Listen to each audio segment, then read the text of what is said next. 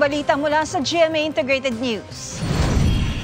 Planong sampahan ng reklamo ng Cybercrime Investigation and Coordinating Center o CICC ang ilang telco at kanilang free agents. Kaugnay yan ng libo-libong unregistered SIM cards na nagagamit daw sa panloloko.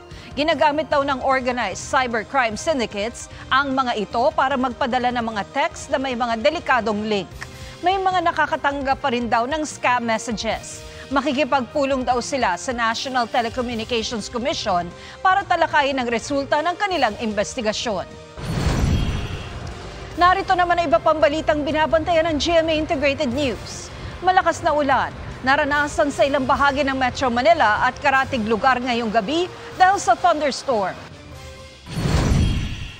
Dating Congressman Arnie Teves, pinalaya ng Timor-Leste matapos ang house arrest. At bagong Corvette ng Pilipinas na BRP Miguel Malvar, inilunsad sa South Korea.